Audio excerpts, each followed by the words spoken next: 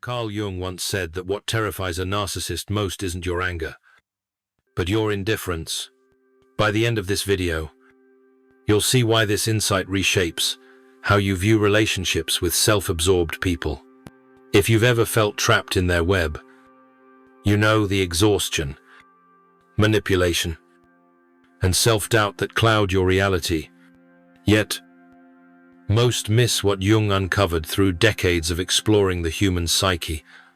There's a moment when the power dynamic flips entirely. The narcissist senses it before you do. Today, I'll reveal 7 psychological signs that you're not just surviving them, but surpassing them. Here's the shocking truth: you may not realize you've won. But trust me, they do. Stay with me until the 5th sign. It will transform how you see your healing journey. The 7th sign delivers the final psychological blow that unravels the narcissist completely. First sign: your silence becomes their greatest fear. Jung taught us that narcissists feed on what he called psychic erosion. They thrive on your emotional reactions to fuel their fragile self-image. But when you embrace what Jung named individuation, something remarkable happens. Your silence isn't punishment or manipulation.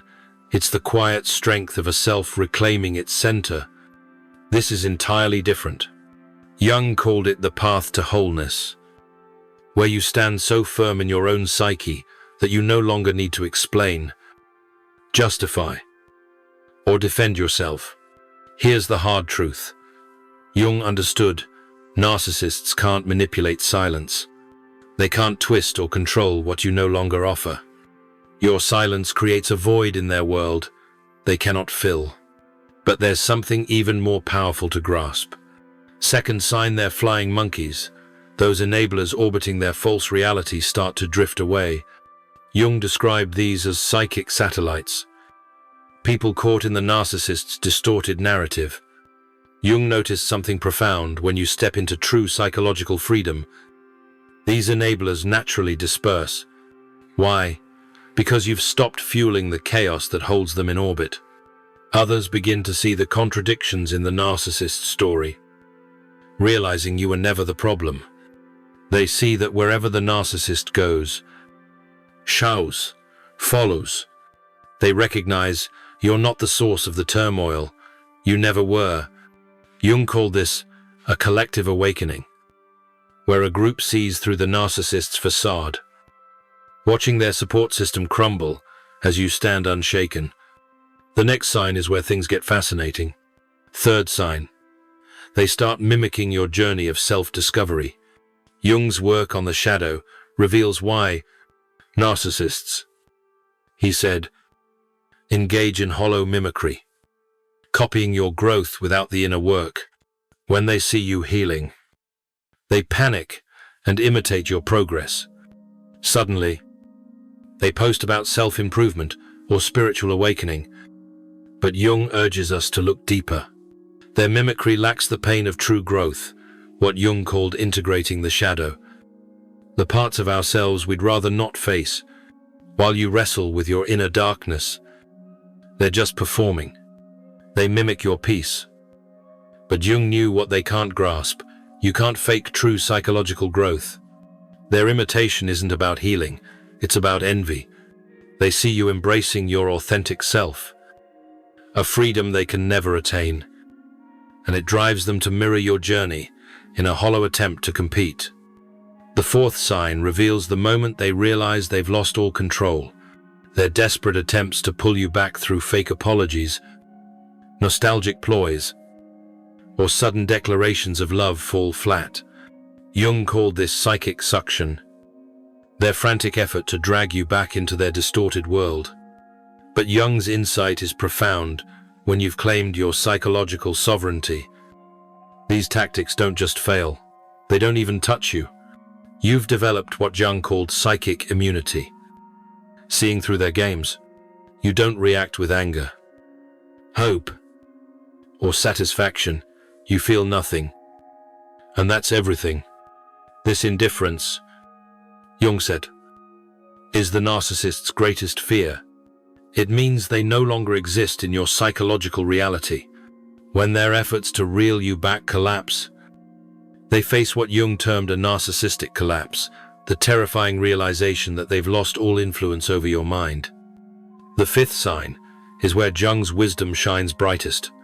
They become invisible in your psyche. True victory, Jung taught, isn't defeating the narcissist. It's when they cease to matter in your inner world. This is what he called psychic transcendence, where their presence no longer shapes your thoughts or emotions. You don't dwell on them, talk about them, or even avoid them deliberately. They simply vanish from your mental landscape. Jung noted that narcissists sense this invisibility, and it unravels them. They have an almost uncanny ability to feel when they no longer occupy space in someone's mind. This creates what Jung called existential dread for them, a panic that their psychological relevance is gone. They may escalate, steal drama, or try to force their way back into your awareness. But Jung warned, the more they struggle, the more they reveal their own defeat. You've achieved what they cannot true. Psychological freedom. The sixth sign is their darkest moment.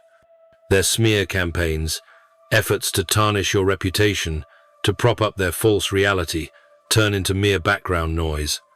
Jung saw this as their last-ditch psychological warfare, desperate to maintain control. But Jung's discovery is striking when you're truly healed. Their attacks lose all power. People stop listening, stop caring, and start seeing the narcissist as the source of chaos. Jung called this a collective, psychological awakening, where others recognize the manipulation for what it is. The most powerful part: you don't need to defend yourself. You simply live your truth, and its quiet strength outshines their lies. Jung said truth doesn't need defending. It defends itself. Their smear campaign backfires, exposing their desperation while you thrive in peace. They watch you flourish in quiet strength while they scream into the void. The seventh sign, Jung's deepest insight, delivers their final psychological defeat. Jung called it the psychic death of the narcissist, the moment their false identity crumbles when they can no longer manipulate you. Jung understood that a narcissist's entire ego relies on controlling others. When you break free, their fabricated self collapses. This psychic death, as Jung described, is the unraveling of their false identity, leaving them grappling with the void of who they truly are. This can make them erratic, desperate, or even dangerous, as they face what Jung called existential panic, the horrifying realization that without control over you, they don't know who they are. Your strength exposes their fragility, not through vengeance, but through your authentic growth. Here's the beauty.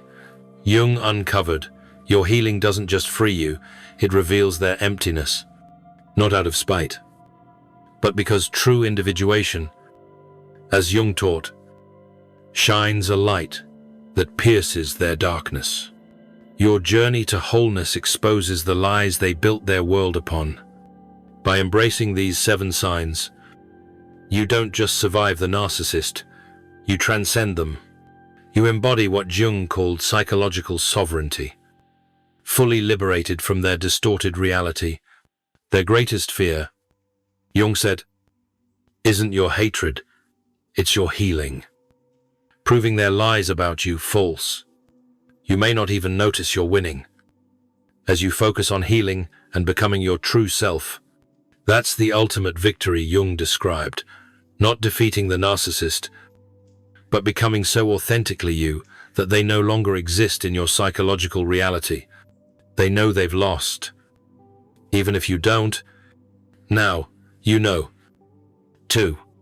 This knowledge is the final key to your complete psychological freedom. Thank you for joining me on this journey of discovery. If this resonated with you, subscribe to the channel and share this video with someone who might need its wisdom.